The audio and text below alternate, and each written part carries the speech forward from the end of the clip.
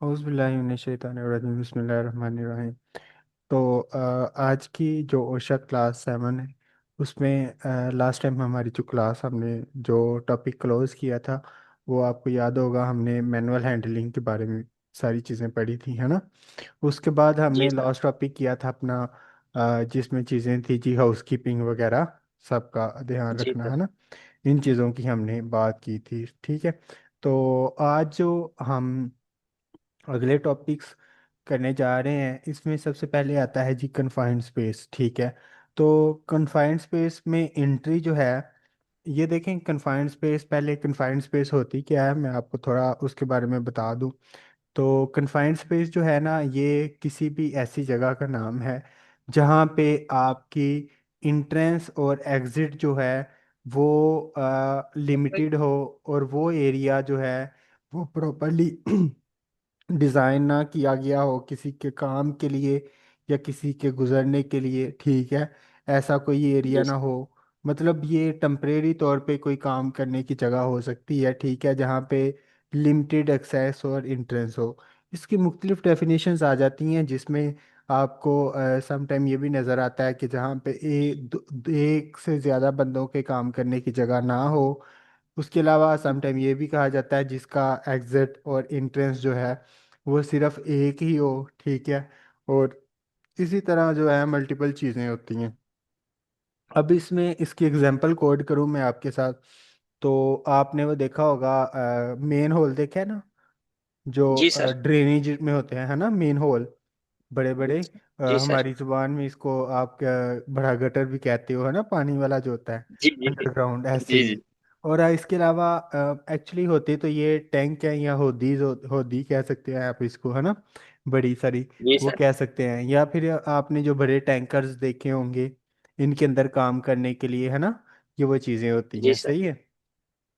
अच्छा, अब इस चीज़ में एंट्री जो है, एंट्री, ठीक है। एंट्री में कौन कौन सी चीज़ें होती हैं, कन्फाइंड स्पेस में इंटर होने के लिए कौन कौन सी चीज़ें रिक्वायर्ड होती हैं, कौन कौन से हमने सेफ्टी प्रोटोकॉल्स का ध्यान रखना होता है, कौन से कंट्रोल मेजर्स हम अडॉप्ट करते हैं, किन चीज़ों को हमने इनलिस्ट करना होता है। तो उसमें हम सबसे पहले जो है ये पढ़ेंगे कि कन्फाइंड स्पेस होती क्या है, ये मैंने आपको भी बताया, ठीक है। उसके बाद आइडेंटिफाई करेंगे और अंडरस्टैंड करेंगे कि जो वर्क परमिट है रिक्वायर्ड होता है कन्फाइंड स्पेस के लिए वो क्या है। उसके बाद हम आइडेंटिफाई करेंगे और समझेंगे कि जो नॉन परमिट कन्फाइंड स्पेस हैं वो कौन सी होती हैं। इसी तरह हम इनको देखेंगे कि कौन कौन से हैज़र्ड्स एसोसिएटिव हैं इसके साथ, ठीक है। और कौन से रोल्स हैं जो एंट्री वाला जो है वो उससे लिंक करते हैं, कौन सी चीज़ें उसमें रिक्वायर्ड होती हैं, ठीक है। जो बंदा इंटर होने जा रहा है उसके लिए क्या क्या सेफ्टी मेजर्स हैं। उसके अलावा हम अंडरस्टैंड करेंगे को इसको इमरजेंसी रेस्क्यू किस तरह किया जा सकता है, इमरजेंसी प्रोसीजर्स क्या होते हैं, ठीक है। और साथ साथ में हम पीपीज वगैरह देखेंगे, ज़ाहिर है पीपीज का बहुत ज़्यादा रोल है। और इसके अलावा हम देखेंगे कि जो है मतलब कौन से पीपीज किस जगह पे कैसे रिक्वायर्ड है।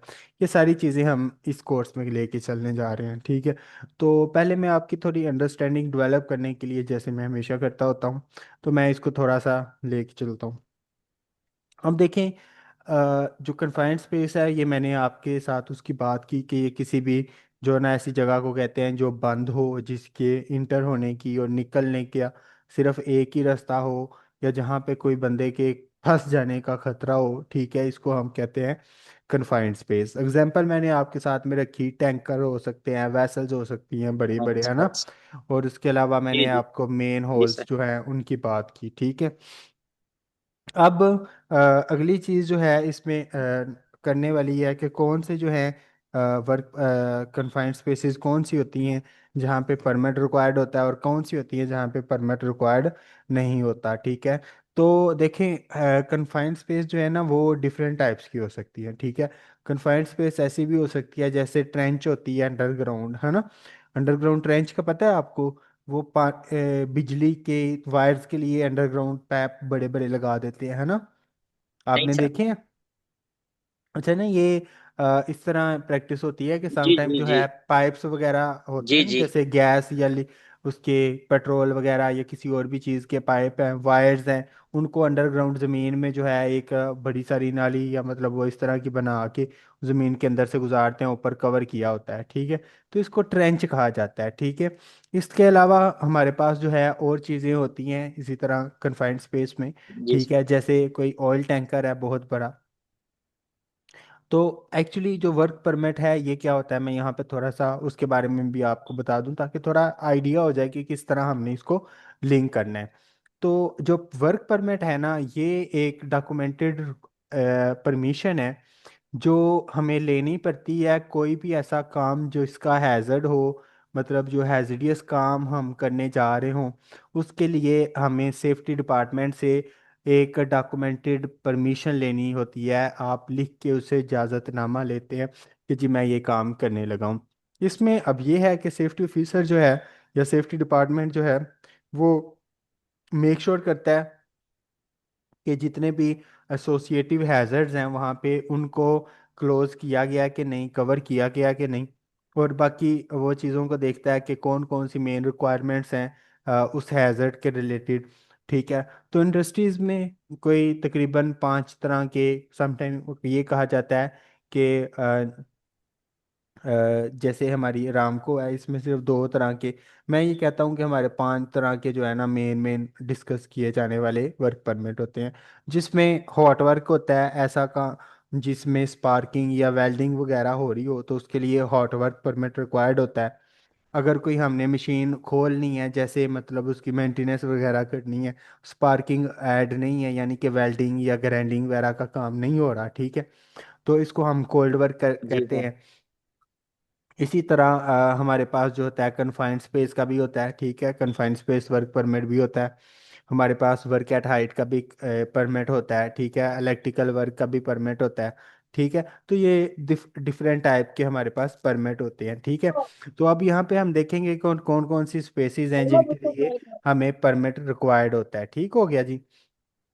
जी तो सर। जी पहले मैंने आपको उसकी बारे में बात की, तो कन्फाइंड स्पेस यहाँ पे वो कह रहा है confined species are the dangerous, ठीक है। क्योंकि इसमें क्या होता है कि इसमें जो है एयर होती है, वो कहता है they may contain hazardous in air, यानी कि सम टाइम क्या होता है कि उसमें गैसेस लीक लीक गैसेस हो सकती हैं जो आपके लिए हार्मफुल है, क्योंकि वो ट्रैप्ड की होती है, उसने उसने उस गैस को रोक के रखा होता है, ठीक है। वो क्या करती है जी, can trap you inside the space, आपको अंदर फंसा सकती है, ठीक है। उसके बाद ये क्या कर सकती है, आप उससे स्लिप होके उसके अंदर गिर सकते हैं, ठीक है। और उसके अलावा क्या हो सकता है जी, it contain hazard that you might be unable to see, इसमें कुछ अनएक्सपेक्टेड हैजर्ड भी हो सकता है, ठीक है। लाइक आपने कन्फाइंड स्पेसेस में देखा होगा, अचानक जो है आप इलेक्ट्रिकल काम करने गए हैं, अंदर जो है कोई गैस लीकेज हो रही थी, आपने कोई स्पार्किंग की, ब्लास्ट हो गया, आप सोच भी नहीं सकते कि वहाँ पे जो है गै फायर हैजर्ड हो सकता है, लेकिन हो सकता है, ठीक है। इसी तरह सम टाइम आप गए हैं और उसकी मतलब उसमें कोई ऐसा हुआ कि थोड़ा सा स्पार्क हुआ, या मतलब कोई ऐसी चीज़ हुई जिसकी वजह से ऑक्सीजन डेफिशिएंसी हो गई है, ठीक है। ऑक्सीजन जो है 90% से नीचे आ गई, 19% से, ठीक है, 19% से नीचे आ जाए तो भी आपके लिए डेफिशिएंसी हो गई, ठीक है, ऑक्सीजन का आपको सांस नहीं आएगा। तो मल्टीपल फैक्टर्स होते हैं, मल्टीपल चीज़ें होती हैं जो हमने यहाँ पे हमें कन्फाइंड स्पेस हमारे लिए क्रिएट कर सकती है। तो यहाँ पे इसने डेफिनेशन लिखी हुई है जी, वो कहता है a space that is large enough, जो सिर्फ इतनी ही खुली हो कि so figure that an employ can enter the bodily and work perform, ठीक है, या परफॉर्म वर्क, एक बंदा सिर्फ इंटर हो सकता और उसमें अपना काम कर सकता हो। उसके अलावा वो यहाँ पे कह रहा है has limited and restrictive means of the entry and exits, जैसे मैंने आपको बताया था कि इंटर और एग्जिट होने के उसके लिमिटेड एक्सेस हो, ठीक है, सिर्फ एक एक मिनट। या एक से ज़्यादा, एक ही रास्ता हो, मतलब एक से ज़्यादा कोई रास्ता ना हो उसके अंदर आप फंस सकते हो। Is not design for continuously human human occupancy, ये भी मैंने आपको बताया था कि रेगुलर वर्क के लिए ये डिज़ाइन ना किया गई हो जगह, ठीक है। ऐसे ही है ना, जी सर। ज़ाहिर है मैंने आपको अपने वर्ड्स में बताया था तो इसमें थोड़ा सा अलग है, लेकिन सेम वो वर्ड है, ठीक है, सेम वही चीज़ है। ठीक। उसके बाद वो कह रहा है कि परमानेंट रिक्वायर्ड कन्फाइंड स्पेसिस कौन सी होती हैं, ठीक है। और आपको उसने दो तरह की बताई हैं, एक में परमिट रिक्वायर्ड होता है और एक में परमिट रिक्वायर्ड नहीं होता। तो जो नहीं। परमिट रिक्वायर्ड है वो कौन कौन सी होती हैं, वो कहता है जी अगर इनमें से एक या एक से ज़्यादा करेक्टरिस्टिक्स हो कन्फाइंड स्पेस में, तो फिर जो है वो परमिट रिक्वायर्ड होंगी। कौन कौन सी, अब वो कहता है जी कंटेन हो उसमें, or has potential to contain the hazardous atmosphere, यानी कि ऐसा कोई उसके अंदर हैजिडियस एटमॉस्फेयर हो, लाइक कोई गैस लीकेज है या आपके लिए कोई सुफोकेशन है, ऑक्सीजन डेफिशिएंसी है, ठीक है। कोई इस तरह का जो एटमॉस्फेयर है ये इस अगर पाया जाए तो फिर आपके लिए ये जो परमिट है कन्फाइंड स्पेस है ये परमिट रिक्वायर्ड है। इसी तरह वो कहता है कि contain a material that has potential to engulf an entrant, यानी कि वो जो ऐसी कोई चीज़ हो उसके अंदर कन्फाइंड स्पेस के जो इंट्रेंस जो है उसको पकड़ सकती हो, मतलब उसको रोक सकती हो या उसमें बंदा फंस सकता हो। तो इस तरह की जो कन्फाइंड स्पेस है इसको के लिए भी आपको वर्क परमिट रिक्वायर्ड होगा। उसके अलावा रिक्वायर्ड। वो कहता है जी has an internal configuration such as in entrant जो है इंटरेंट जो है कुड बिकम इंट्रैप्ड और एक्सफेसिएशन, मतलब कि उसमें अगर फंस सकता है, उसका सांस रुक सकता है। तो इस सिचुएशन में अगर कोई एक ऐसी कन्फाइंड स्पेस है तो इसके लिए भी आपके लिए परमिट रिक्वायर्ड होगा, ठीक है। उसके अलावा और जी उसके सर। अलावा वो बाकी कहता है कि अगर कोई serious health and safety issues हैं, सेफ्टी हैजर्ड है, लाइक उसमें आग जल सकती है, उसके अलावा वो कोई ऐसी कोई ट्रेंच है जो क्लोज हो सकती है, बंदा उसमें फंस सकता है, या कोई और कोई इलेक्ट्रिकल हैजर्ड है उसके अंदर, ठीक है। तो इस सारी कन्फाइंड स्पेसेस के लिए हमें परमिट रिक्वायर्ड होगा, ठीक है। तो यहाँ पे उसने एग्जांपल्स दी हैं, जैसे कि हमारे पास मेन होल्स होते हैं, ठीक है। उसके अलावा ग्रेन सिलोस होते हैं, ट्रेंचेस होती हैं, ये मैंने आपको पहले भी बताई थी, ठीक है। अब नॉन परमिट जी सर। रिक्वायर्ड कौन सी होती हैं जी, है confined space that does not contain और have potential to contain any hazard capable of the causing death. वो कहता है जी कोई ऐसी कन्फाइंड स्पेस जिसके अंदर फंस के बंदे की डेथ ना हो सकती हो, या फिर उसे फिजिकली इंजरीज वगैरह ना आ सकती हो। तो इस तरह की जो कन्फाइंड स्पेस है उसको क्या कहते हैं, नॉन परमिट कन्फाइंड स्पेस। तो इसमें क्या होता है जी, ड्रॉप सीलिंग्स, सीलिंग्स जो होती हैं ड्रॉप सीलिंग्स। उसके अलावा वो कहता है जी मोटर कंट्रोल कैबिनेट, मतलब छोटे छोटे कमरे, जैसे आपने देखा होगा इंडस्ट्री में भी कंट्रोल रूम्स बने होते हैं, ठीक है। तो उसके अंदर जी बंदा सर। जी फंस सर। के या उसकी कोई चोट वगैरह या उसको कोई इंजरी नहीं हो सकती होती, तो ये कन्फाइंड स्पेस तो है क्योंकि उसकी इंटरेस्ट लिमिटेड है। तो इस सिचुएशन में भी इसको हम क्या कहेंगे जी, नॉन परमिट कन्फाइंड स्पेस, ठीक है।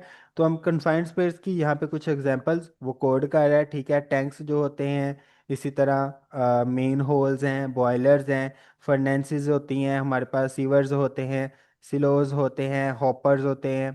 हमारे पास ये कुछ हैं walls, pipes, trench, tunnels, docks, bins, pits, ठीक है। ये कुछ इसने एग्जांपल डिफरेंट टाइप की इसकी बताई हुई हैं, ठीक है। तो पोटेंशियल हैजर्ड जो हमने बात की थी, पोटेंशियल हैजर्ड उसमें क्या क्या हो सकते हैं, मैंने आपको एक दो चीज़ें बताई भी, जैसे कि ऑक्सीजन डेफिशिएंसी है, कोई गैस लीकेज हो गई है, कोई फ्लेमेबल लिक्विड्स हैं, या कोई मतलब हाईली इलेक्ट्रिसिटी है, इस तरह की कुछ हो सकता है। तो लेकिन यहाँ पे जो पोटेंशियल हैजर्ड वो करने जा रहा है, सबसे पहले हमने एक वर्ड पढ़ा था एस्फेसिएशन, एस्फेसिएटिंग, यानी कि ऑक्सीजन डेफिशिएंसी। इसमें एसपीसी। क्या, हाँ इसमें क्या चीज़ होती है जी, ऑक्सीजन। आपको पता है हमारे इन्वायरमेंट में जो है ना ऑक्सीजन, उसका लेवल है 21%, ठीक है। हमारी जितनी भी इन्वायरमेंट में एक से हवा है, इसके अंदर इस हवा के अंदर जो ऑक्सीजन का लेवल है तो वो 21% है। तो अगर वो 21 से 19.5 से नीचे आ जाए, ठीक है, 19.5 से नीचे आ जाए, या फिर 23.5 से ऊपर चला जाए, अगर ऊपर चला जाए तो इसे ऑक्सीजन इनरिचमेंट कहेंगे, ठीक है। थोड़ी इसका भी नुकसान होता है आपको, जो हैजर्ड क्रिएट कर सकती है, और ऑक्सीजन डेफिशिएंसी है तो भी आपके लिए ये हार्मफुल हो सकती है। डेफिशिएंसी की सूरत में आपको ज़ाहिर है सफोकेशन वगैरह होगी, और अगर इनरिचमेंट है तो इस तरह के इन्वायरमेंट में जो है, अगर कोई हल्की फुल्की स्पार्किंग है या मतलब कोई इस तरह की चीज़ है तो ये इजीली आग को कैप्चर कर सकती है, आग लगा सकती है। ठीक है, तो ये दोनों आपके लिए हैजर्डियस हैं। इसी तरह हमारे पास जो होती है कार्बन डाइऑक्साइड, ठीक है, ये भी एक टॉक्सिक है। ठीक है, टॉक्सिक है। अगर वो कहता है कि 1% से ज़्यादा जो है हो जाती है, तो ये इंसान जो है इसके अंदर क्या करता है जी, ड्रोजी ड्रोजी मतलब निशई निशई, उसे नशा सा सर घूमने लग जाता है। ठीक है, इस तरह फील करता है। इसी तरह वो कहता है concentration of the 7% to 10% causes the dizziness. ठीक है, हेडेक हो जाता है। उसके बाद विजुअल एंड हेयरिंग डिसफंक्शन वगैरह हो जाते हैं। अनकॉन्शियस मतलब बंदा बेहोश हो जाता है within a few minute to an hours. ठीक है, कुछ आवर्स के लिए मतलब उसका एक्सप्लोयर हो तो फिर वो बेहोश भी हो सकता है। उसके अलावा जो कुछ मटेरियल्स हैं हमारे पास टॉक्सिक, वो कौन कौन से हैं जी? कार्बन मोनोऑक्साइड है, हाइड्रोजन सल्फाइड है, वेल्डिंग फ्यूम्स हैं, क्रोजन्स वगैरह हैं, क्रोसिव्स वगैरह हैं। ठीक है, मैकेनिकल हैजर्ड कौन से होते हैं हमारे पास? मिक्सर है, क्रशर है। ठीक है, उसमें फंस सकते हो। उसके बाद इनगल्फमेंट क्या होती है? इनगल्फमेंट जो सॉइल है अराउंड एन एक्सकावेशन, वो मतलब उसके में बंदा फंस जाए।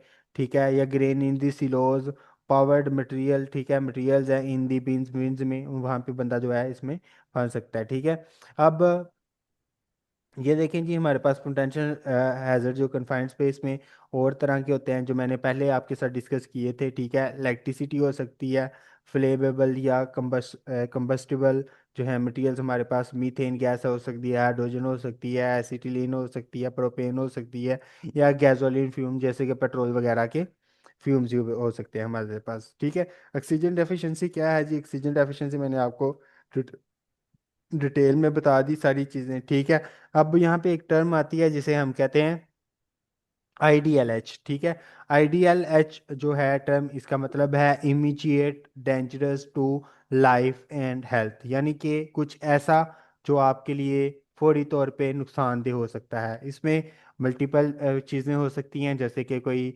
हाईली पॉइजनियस गैस है। ठीक है, या कोई एक्सप्लोसिव मटेरियल्स है। ठीक है, एक्सप्लोजन वगैरह हो सकता है इसमें। ठीक है, या आप जो है किसी इंगल्फमेंट हो सकती है आपकी। ठीक है, इसके अलावा जो मतलब आपका किसी हाईली जो है एनर्जाइज्ड सर्किट है या कोई वायर है, उसके साथ आपका कॉन्टैक्ट जो है, ये आपके लिए एक ऐसी सिचुएशन क्रिएट कर सकते हैं जो इसका इफेक्ट आपको इमीडिएट होगा आपकी हेल्थ के ऊपर। ठीक है, तो यहाँ पे उसी की एक्सप्लेनेशन वो दे रहा है। वो कह रहा है any condition which poses an immediate threat to the health and the life to an entrant. ठीक है, उसके अलावा would causes the irreversible adverse effect. ठीक है, इरिवर्सिबल हेल्थ इफेक्ट छोड़ेगा। उसके अलावा क्या करेगा जी? Would interfere with an individual ability to escape. ठीक है, अगर वो जो मतलब उसके अंदर अंदर फंसा हुआ है, क्योंकि ये इमीडिएट काजेज है आपकी हेल्थ या आपकी लाइफ को, तो ये फौरी तौर पे आपकी लाइफ को डैमेज करेगा। ठीक है, सो यहाँ तक हम आज की क्लास करते हैं। ठीक है, क्योंकि मैं समझ रहा हूँ कि थोड़ा मुश्किल है, आप इसको जो है 2 दिन में कर लीजिएगा। ठीक है ना? तो आज जी की सर। क्लास यहीं पे वाइंड अप करते हैं, मुझे थोड़ा सा काम भी है। तो मिलते हैं फिर सुबह की क्लास में। उम्मीद है कि आपने समझा होगा। दोबारा कल थोड़ा सा इसको दोबारा रिवाइज करूँगा और इस टॉपिक को कंटिन्यू करेंगे। सही है? ठीक है सर, इंशाल्लाह। ठीक है, बहुत बहुत शुक्रिया। अगर कोई क्वेश्चन है आप मुझसे पूछ सकते हैं। ठीक है सर, इंशाल्लाह हाँ, कोई पूछूंगा मैं आप आपसे। कोई चीज़ है तो आप मुझे व्हाट्सएप पे मैसेज कर लें। ठीक है, मैं अपना नंबर शेयर ठीक है कर सर। दूंगा आपके साथ। ठीक है, ठीक है ओके, सर। अल्लाह हाफिज़।